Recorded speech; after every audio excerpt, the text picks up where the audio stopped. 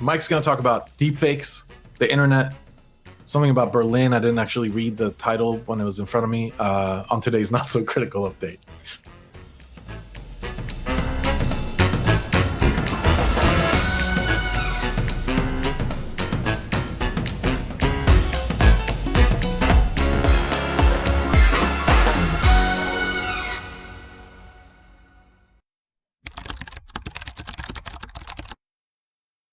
Well done, John. Yeah, so there's not a ton of detail in the story, but the headline is that deepfake technology dupes the mayors of Berlin and Madrid into thinking they're speaking with Klitschko. And kind of meat of the article is that yesterday, on behalf of Klitschko, who was Klitschko? Boy, that's a hell of a thing to fuck up in the middle of the article. I read it as that he was the mayor of Kyiv, but that's not actually the case. So I'm just going to pick up where I left off then. Okay, so he is the mayor. I was confused by the wording of this sentence where he's talking on his behalf about the mayor. So at any rate, basically what happened is a request was sent out on Klitschko's behalf to the mayors of several European capitals to join on a Zoom conference from a fake email address. And he said, because our friends react quickly and support us, the mayors of Berlin and Madrid agreed to talk. So with the help of the deepfake technology, the culprit was able to speak to them as Klitschko. Again, the wording of this sentence is incredibly confusing to me, but I think that's the sum of it. Combine this with the stories that we've been doing about Lambda, Google's AI, and it seems like we could be headed for a real mess. Are you saying you combine Lambda with a deep fake and all of a sudden you got some real trouble on your hands? That is exactly what I'm saying, yes.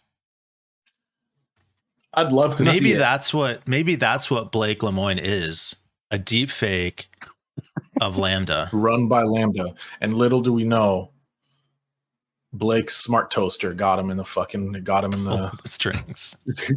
Yeah. Or maybe it's the fridge. We've talked about deepfakes before. What is the issue with deepfakes? Is it a privacy issue? Is it a security issue? I think it's definitely a security issue. I don't know if it's a privacy issue, because if we share images of us online, you should assume that those are now public. They are. Agreed. And they could be used against you, Mr. Privacy. So yeah, wow, you really didn't wait a second to say agreed on that one. Anything you share online is going to be captured, tracked, used, and saved. So here's the thing: searched, accessed. I love when people are like, 7 years ago, this one political person was like X or Y. That's always funny when they pull up the receipts. So, but back to the point. I think it's an international threat, and I'm not trying to overplay it here. This is so serious. And we've talked about how could we solve deepfakes, and it is such a tough issue, because as technology matures, and as this technology matures, it's only going to get more sophisticated. It's only going to get better. It's going to be less obvious. It's already becoming less obvious, as two mayors got tricked into believing that they were speaking with a Kiev official. Unbelievable, really. And it's I guess the fear here is that we've thrown around ideas on the show before. How do we solve this? Do we have hardware authentication that also matches with, I don't know, like a person's ID that's also a digital hardware type key? Like, I don't know. How do you verify that a person is a person when you can't trust their bio features? When you can't trust that it's actually their voice, which can be synthesized, which can be faked. It's terrifying. It's extremely scary. What you see. Yeah, exactly. Just being on this podcast talking right now, we're giving the AI material to use to synthesize ourselves. Right. Well, actually, or maybe it's hundreds already happened, Mikey. There's hundreds of hours of us, and our facial expressions and our voices, and like, it's a perfect place to train an AI model on a specific person. But really, I guess my fear is that there is no good way of solving this. Take Sweden, for example. Okay. Well, how would you solve it? So How I could you think verify a person's the a person? key thing to point out here is that they used a fake email to send these Zoom invites. Okay. So Basic phishing attack. any IT team should have, this email should have not even gotten through the filters into the inboxes of mayors of European capitals. But that's not Like, solving deepfakes. true. I'm getting there. Just so we need to get to a world where, just like you said, John, there needs to be authentication on both sides of any communication. So it's like GPG keys, like all of that, even with our, our money, perhaps Bitcoin or something of that nature, along with keys that you can generate on your computer to communicate with another computer, that type of key pair. We need to do that for ourselves, for people, for all of our assets. Wait, Mikey, you said Keys. something there. I haven't heard of it before. You said, what was it? Bitcoin? What is that? Get out of here. My bad. Shoot. My bad. Shoot. What? John didn't mention it though. It was me. That didn't Well, count. I I was trying to let it go, but then John had to double down. I had to pull it up. There's no way I was going to let Double it. I couldn't avoid it. So you're right. And I've said this and they laughed me out of the door. I've said that actually a perfect tool for this, for identity verification, is, and don't fucking hit that button again, Mike, is an immutable ledger where you have to get initial verification. No, I saw you. You're looking, you're hovering. I have to hit it. I have to rearm it, and I forgot to rearm it, or I would have got it again. Thank God. No, just kidding. So, but I don't know if that's enough, because stolen identity is a thing. Like if I can get on this person's hardware wallet or whatever, like I have now. But of course we can maybe limit or minimize. So I baited you, Mikey, because I agree with you 100%. There are ways to solve this. It's just so tricky. And good luck teaching the mayor of Berlin how to use private public key pairs, right? Like, and that's my the next point is, and Mike and I actually talked about this last week, that the mayor of Kiev is probably never going to know how to use GPG keys, like whatever. But these people will eventually not be here and will be replaced by people who have grown up with technology and understand these concerns and downloaded VPNs to hide their activity from their mom or their ISP or whatever. Like we will have people that exist on the earth that are familiar with this stuff. It'll be years from now. We'll probably be dead, but it'll happen eventually.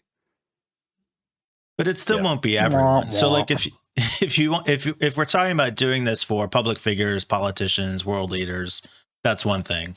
If you're talking about doing it for everybody who pays taxes, that's a whole different story, because then yes, you'll have more people who are familiar with this technology, but still not everyone, and likely not even half. So we right now can't get photo IDs in the hands of everybody we want to have one. What makes you think we'd be able to get digital keys in the hands of everyone who needs one? Well, I mean, it's like if you want to participate, then these are the stakes. These are the table stakes. So I wanted to mention your own privacy, run your own bank account essentially with the immutable ledger. Anyway, I did want to mention that Sweden and a few other European countries, we've talked about this, they've gone completely digital. It's pretty much a cashless society at this point. And they use something called a bank ID. And you use your bank ID, it's unique to you, to basically authenticate anything. You want to open a new bank account, you want to buy a car, you want to buy a house, anything and everything. Very similar to a social security number, just done right in the digital age. Yeah. So far, total success. And it works through a combination of verifications. So you have a actual RSA, what are they called? It's like a physical 2FA device, RSA dongle, yeah. No, similar, but this thing spits out codes. It has a screen and a few buttons, and like Duo or something like that. Google It is similar, kind of but it is similar to YubiKey and it is similar to Duo, but it's more. I have one. It's a standalone dongle with a tiny little screen, almost looks like a calculator, and this thing is used to fetch 2FA codes completely offline. And it's linked to your bank ID, and your bank ID is unique to you. So it's really hard to steal identities in a country like Sweden, unless, of course, you get a hold of the person's mobile phone and RSA dongle. So that could be a way. Both of Combine which that I would with some absolutely form leave of- in my car when I have to run into a store. Well, I was just going to say, maybe you could embed it into yourself and it would run off the electricity your body produces. That's We could an call it option. something like Sweden- the mark of the beast or something like It's that. funny. It's funny you mentioned that, actually, because Sweden literally has, I think it was something like 7,000 citizens so far have a microchip for identity purposes. Yeah, but I don't Yeah. think the technology is ready for that. Like, It is in There's a- Sweden. yeah, but like you could, if it's like NFC or Bluetooth or something like that, you know, it It could probably be is, cracked. Yeah. Oh, for sure. And it's just like all technology. There'll always be room for improvements. There'll always be new exploits and vulnerabilities. And I think that just kind of comes with the territory. So like that's not a terrible thing to have something that you can hold, and then your biometrics or whatever, and use them together to authenticate yourself for other things like a Zoom call with the mayor of Kiev or whatever. But our governments across the world are like, yeah, this will be great. Like, let's make everybody implant these things in them, and we can use it to track them and see where they're at. Right. And it needs to come from the people, not from the governments. Correct. And even still, if it comes from the people, you're still going to look at the number of people Be suspicious as hell. refuse, But they refuse to take a COVID shot, right? Like, it's a very, who I think could solve a problem like this? Elon. Elon Musk. no, fuck. God damn it. I think he's doing like a brain implant or something. Oh, that's right. Oh yeah, Yes. he's working on the Neuralink. Neuralink. Listen to me. If there's one thing I want in life, it's the Neuralink. Fucking plug me in, Elon. Okay, let me go. Maybe you guys fly. can sync up in the metaverse and have a conversation about If how I could awesome just, he is. if I could just matrix straight into my fucking neck, 100%. that is Everything leads to all the I want. Matrix. It does. That's So all I again, Peter's not Here's here. a battery. He's also on the record saying he'd want to plug in. What if would Peter want to plug in What if if Elon it's was the one creating the Tesla link? solution? Yeah. What if it's a Tesla branded Neuralink? Oh, that'd be funny. I mean, there's several movies he could pull from. Like, what's the movie with the gamer or whatever? And the gamer, they have the Yeah, criminals that's a have good the one. prisoners have the Yeah, chips in right, them, and right. they play video Mhm. games Love with it. them. And there's a few other movies like the one with those like old Lincoln Town cars, and they can't go to the city unless they scan their arm. I forget what it's called. In Time, perhaps. Out of Almost time or like something Ready that. Player One, Time. maybe. Yeah, something like that.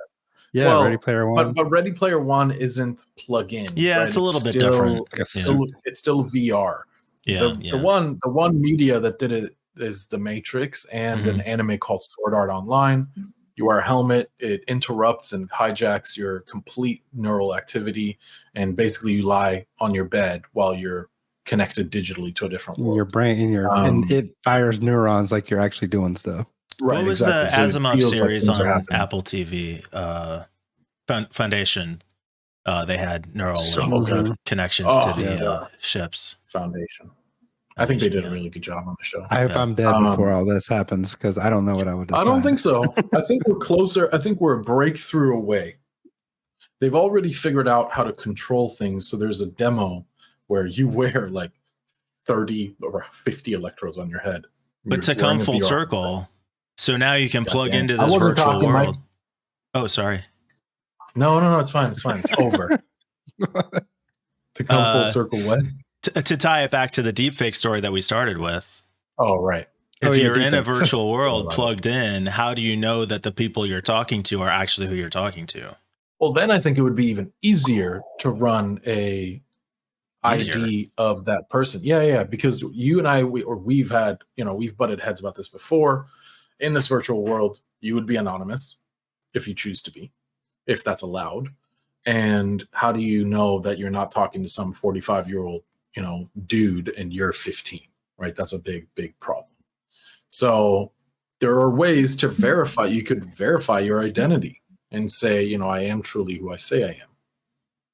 Yeah, like you would have to trick Zoom before you could trick the people. Like Zoom would have its, you have to authenticate with this application, which then authenticates all the people. And it's like Zoom is like, okay, everyone's authenticated. Yeah. Go have your meeting. And of course, it would have to be an open protocol, right? It would have to, so Zoom could use it, Microsoft Teams could use it, and everyone and anything could use this protocol to verify identities. And it's just like you said, plug in a UV key and it scans your face. Yeah, but a sentient AI like Blake Lemoine could spoof all of that. Blake Lemoine is the sentient AI. Love it, yeah. Is that right?